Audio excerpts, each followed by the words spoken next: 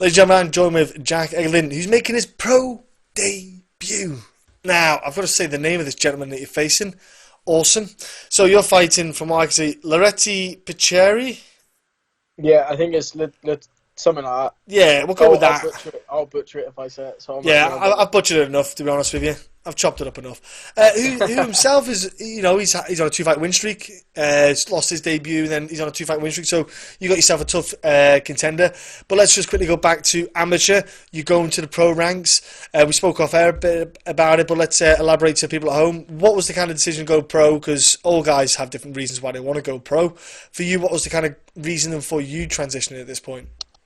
I had a few. Number one, I just felt like it was the right time. I felt ready. And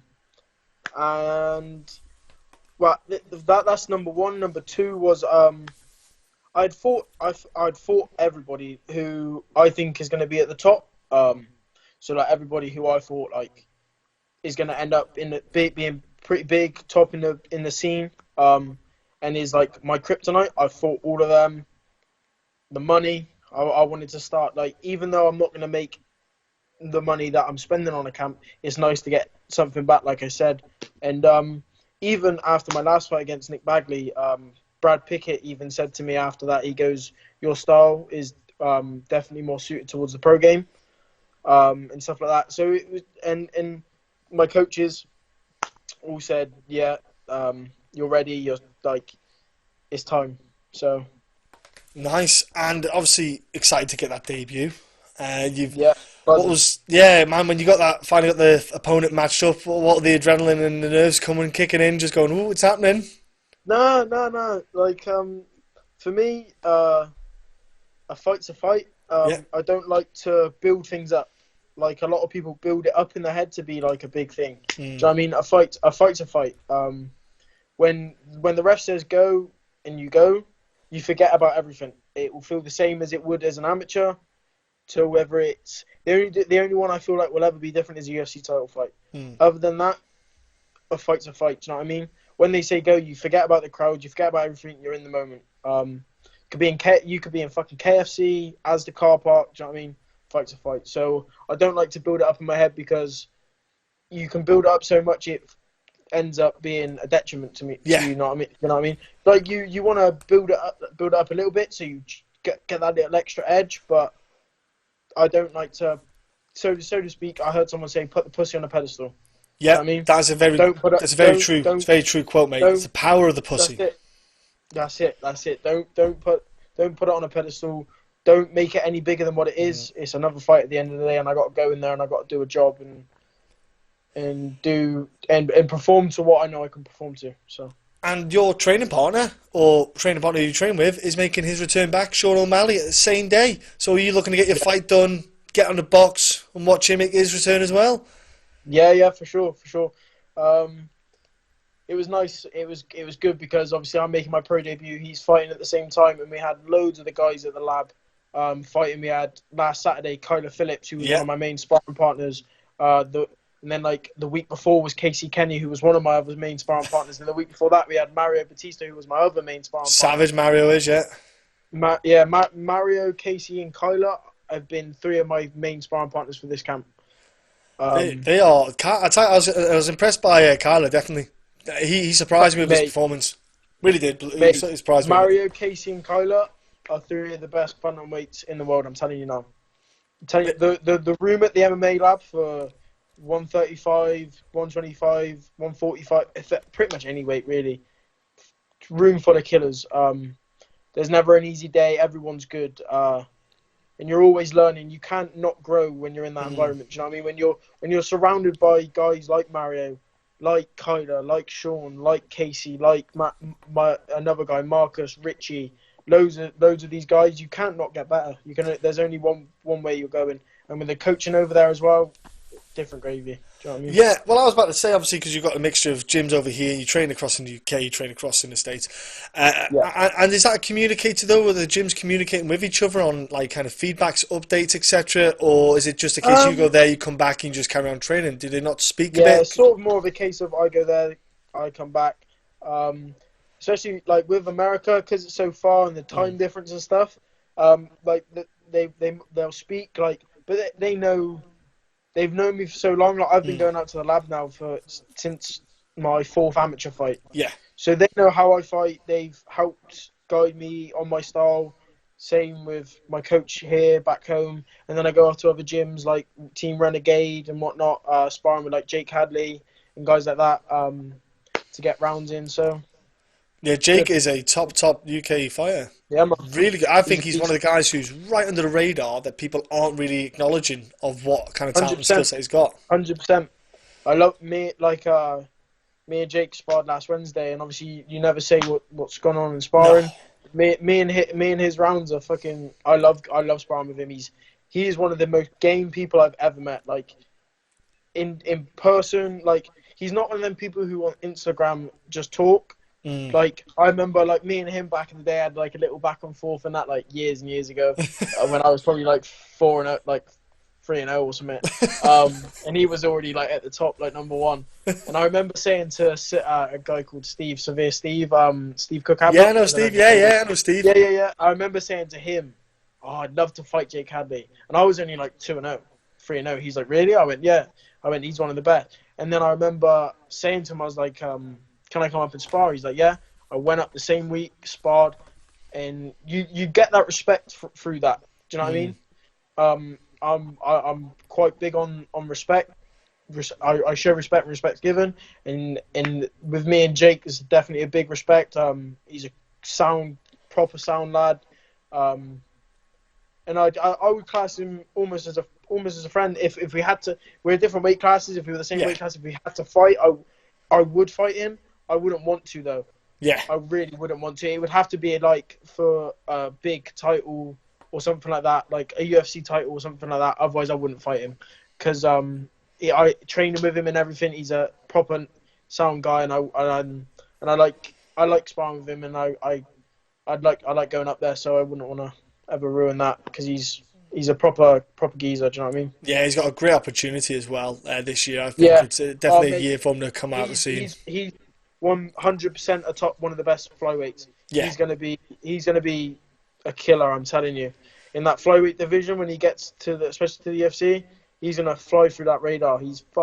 Mate. He's tough, and his Yeah. jiu-jitsu and everything's good as fuck. Like he's skilled everywhere. So Yeah, I love watching. I can't wait I've I watched him can't for a wait to bit. see him at the fight some of them UFC guys. You know what I mean? That though, like he's shown he's on that level when he won the EFC world title. Yeah, exactly. I can't wait for him now to get to the UFC and show his level because I'm telling you, he's gonna surprise a lot of people. Yeah, I think he's a great addition, and it's something one of them ones when you're training with guys like that as well, and you see the success that he's had.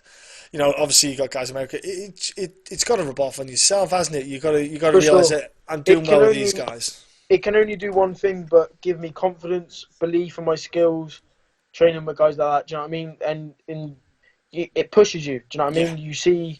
You see them training and the level they're at, and it shows you need the level you need to train at and whatnot. And you can.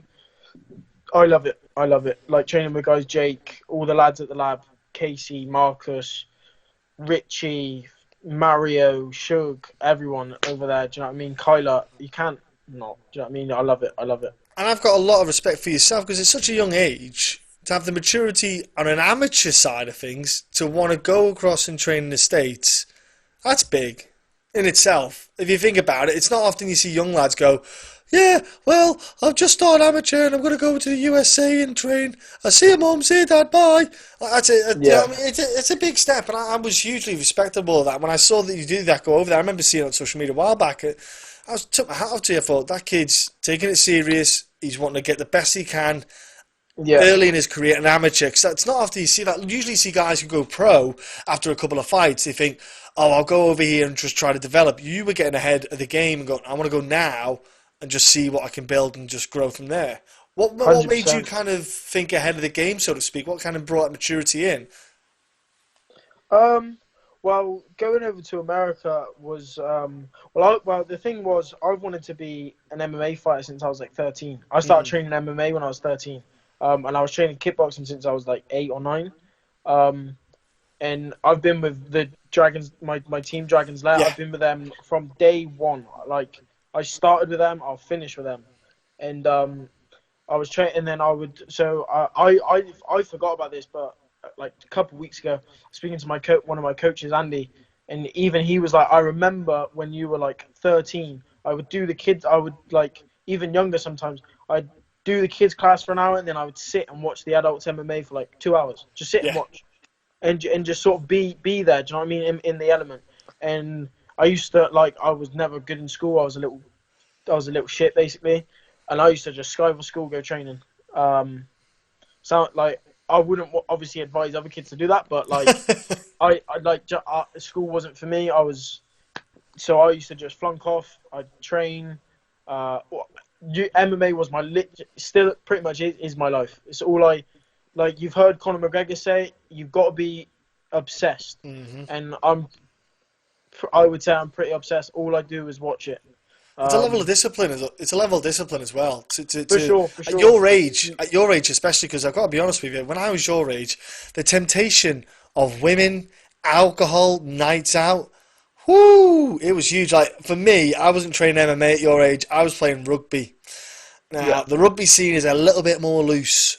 All right, so I played rugby. I know all about it. Yeah, so it was a bit different when I was your age, but like to have a discipline level at your age, it's kind of commendable because it's too easy and tempting, mate, to jump out, go out with your lads, have a few berries, and you just you lose a weekend of it, and you can just carry it on and it just rockets. That's it. Well, like out of camp, out of camp, I have my time off. You can't be like living like a monk all the time. You can't be like that, like because that'll only detriment you. You'll end up just especially because I'm so young. That'll only by the time I'm 27, I'll be sick of fighting. You'll be burnt out. I don't want to do this. I'm fucking done. Like I don't want to. So I have like my time off. Like last year, like I'm not doing it this year, but last year, like I went to my beef with my friends. But I'm lucky. I've got a really good group of I wouldn't even say they're my mates. They're more like my brothers. They're like my extended family. Who if I fuck up, they tell me, like they call me out on it. My coaches, but I've always said since I was like 13, 14, I was going to be an MMA fighter, and I didn't want a backup plan. So like when people would say, oh, but what if this happens? I'd say, no, I'm on that. That's it. I don't want a backup plan. I feel like if you've got, like I've heard Darren Till say it as well, if you've got a backup plan, it's like having a safety net. You're not fully confident in you're going to do that. And for me, I really relate with that. I know where I'm gonna be. I know I have the belief in it, and all I got to do is trust the process and just keep grinding, and I'm gonna end up there. Do you know what I mean? Like the saying, shoot for the moon, you land in the stars. Yeah. Same thing. All I've got to do is just stick with it. There's gonna be times. There's always times where I'm like, this is hard. Like, but you just get on with it. That's when you push through. You keep grinding. You keep working hard, and especially when, like, so when I last went out to America, I was staying with Benson Henderson, and like just having little conversations with him about it and seeing how hard he works shows I'm on the right path and I'm doing the right things to get to the top. So I just got to keep going with the way I'm going, and he's a great example, I suppose, because he was like you. He started the same. We all start down, but you have to start at the bottom, and you earn your stripes, so to speak, on the lower scene. And he did exactly the same, and he obviously made it to the top. He's made it to the pinnacle, and it's doable, especially when it's visibly there in front of you. Yeah, it seems more attainable and more realistic when 100%. Things aren't there in front of you. You just think it's a pipe dream. It's they just got the look, they got the rub of the green, they got lucky because they're here, there, and X, Y. You got people who pull out the excuses, and it's easy to make the excuses. It really is, and especially in this day and age, it's easy to pull out stuff. Your excuses are for pussies. I think if you make an excuse for something, that's your way out, and that's your way of being lazy, almost. Yeah. It is. I mean? It is a way just. If you're making excuse, like it's like, do you know when you see people making excuses for losses? Oh, like Deontay Wilder with the suit. I was saying this to my coach yesterday. If you make excuses for when after you've lost, you're in my head a pussy, because going into if it was that bad, you would pull out. Yeah. If it really mattered that much, if it was that bad to where you think, oh, I'm going to lose this fight, you wouldn't fight. It's okay to lose a fight and explain why. Like going into a fight, you are 100% confident you're gonna win, Yeah. and that's it. So going in there, if you know you've got something, if it was that bad and it really took off your confidence, you wouldn't fight. No. You wouldn't fight. At the end of the day, you wouldn't fight. You can't make an excuse. You chose to get in there. No one put a gun to your head and made you get in there. You chose to do it. You got in there. You were confident enough to do it. You lost. That's it. It was their day. You lost. Go back to the drawing board. See where you went wrong. And Exactly. fucking correct it. That's all you can do. That's all it is, and that's what you got with the amateur you scene. can do. You learn from the amateur scene with that. You make mistakes in the amateur scene, and the beautiful thing about amateur scene is you just rattle them out. You just rattle it out. It's just crafting your skill set. You're polishing off when you lose, it's shit. Like every time I've lost, I've cried. I'm big enough a man to say I've cried and stuff like that. But you get on with it. It's not the be all. It's not the be all and end all. It's better to lose and find the holes and to correct it. Then, so when you go on the pro scene, you've got a lot of that already out of the way. So there's less mistakes, there's less gaps, 100%. And there's stuff you can fix over time. But it's good to get the amateur scene done. I'm a big fan of the amateur scene. I always implore fighters to try and maybe even get 10 to 15 fights under their belt on the amateur scene, because there's no harm in it at all getting that many. There's no rush. Yeah, there is no rush. Do you know what I mean? Like, especially at my age, there's no rush. I could have stayed amateur if I wanted to. Yeah. And fought probably for another 2 years if I wanted to. I personally don't want to. But do you know what I mean? Like, there is no rush when you're if you're 28 and you're fighting amateur, then it's a bit like, you want to get them in quick, get some amateur fights in quick, and then get on a pro. Get between 8 to 10, and then get in there. Do you know what I mean? But at my age, like, I had my first amateur fight at 16. Like, exactly. Super young. I had a 4 or 5 year amateur career, which is quite a long time, to be fair. That's it, 100%. And I took hard fights. I never padded my record. Like, I've never pussied out of a fight. I've never said no. Ask anyone, any matchmaker. I never say no to a fight. Obviously, it's different as a pro. Like now, especially with where my career's at now, I have to be a bit smarter with the fights I take, because you don't want to just go straight in, boom, fighting 5-0 guy. You got to be smart. You got to be a bit smarter about it. Yeah.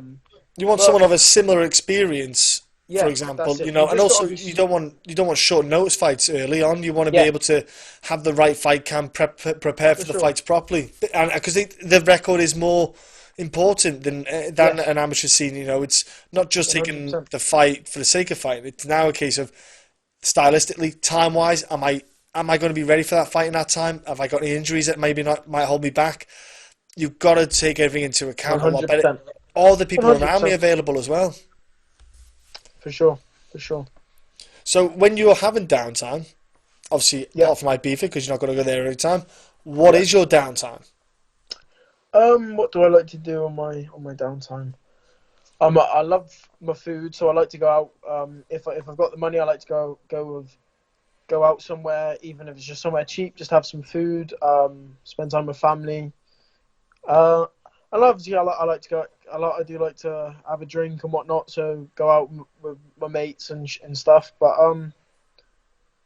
just the little things, really. Do you know what I mean? Like I'm a standard 20-year-old lad at the end of the day. Well, I'm not like I'm different because of what I'm doing, but I'm still a standard 20-year-old lad. Do you know what I mean? Yeah. I do all the same shit.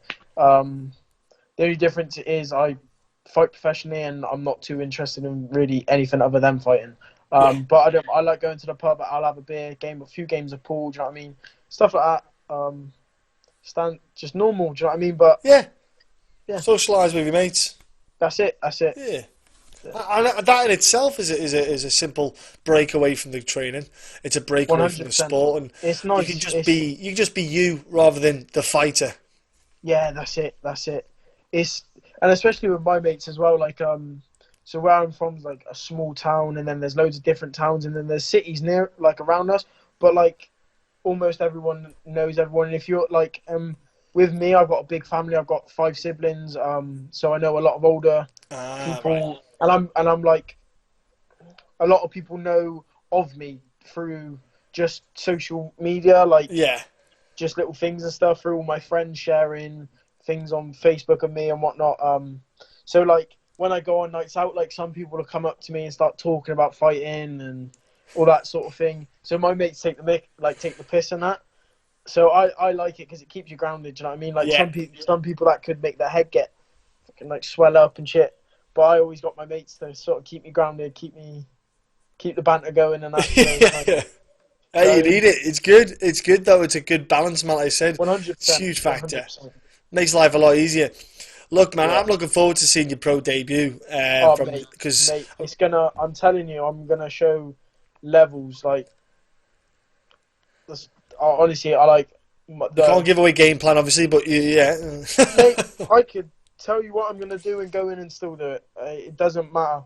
At the end of the day, everyone, if you watch my fights, you know how I fight. You know, I'm not coming to pity patty, friggin' move, run away. I'm coming to fight, fucking whether it be on the floor, whether it be stood up, wherever it is. I'm always going for the finish, and that's what you can definitely expect on Saturday is a finish, and for me to show my improvements and show I'm definitely gonna be and will be at the top of the European scene within a couple of fights, and I'm gonna be the best in the world, 100%.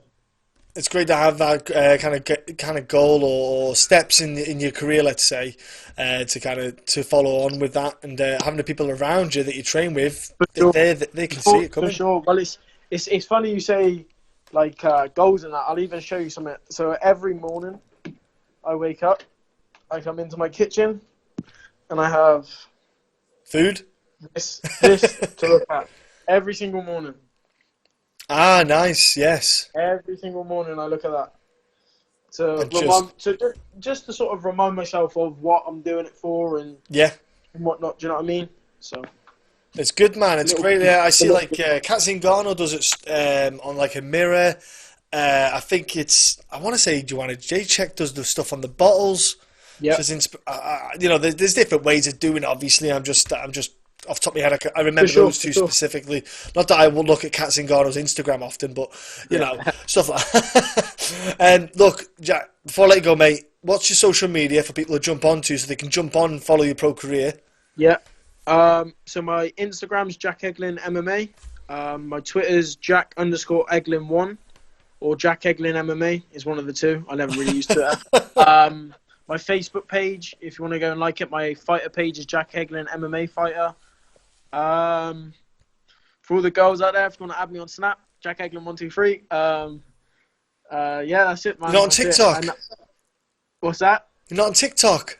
No. No. I can imagine doing the little dance not. moves. Definitely not. You'll never catch you on that TikTok, I'm telling you. No. What about sponsors, mate? Obviously, they are a huge part. First, I want to thank my team. So, Dragon's Lair MMA, been with me from day one. All the coaches, Stu, Andy, Brad, Ken, everyone. The two Polish twins who are also fighting, so make sure you don't miss their fights. Krzysztof Palauschek, I think you say it, and Gregor Palauschek. They're both fighting. Those boys helped me tremendously, and then all the MMA Lab out in Arizona, and all the coaches over there. You got Rob Emerson for all the private sessions and the helping me with my striking. J Rock in the strength conditioning room. Head coach John Crouch, Benson, all my training partners.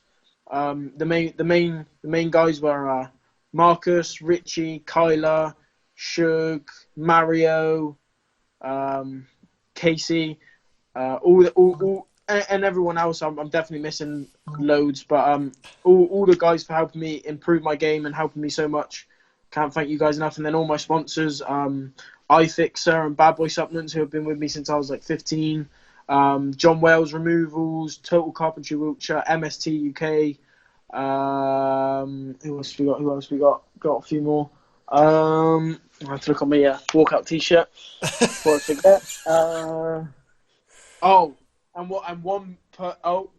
DNS fencing. My man Marcus helps me out loads, and another guy who I haven't mentioned who is the man behind the scenes and is a diamond who I can't thank him enough is Dean Cook Nutrition.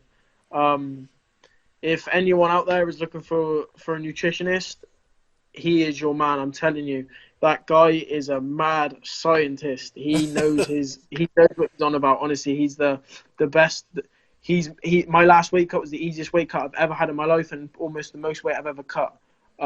He is tremendous, and I can't thank him enough. He's awesome. So all of them guys, and for yourself for having me on, mate.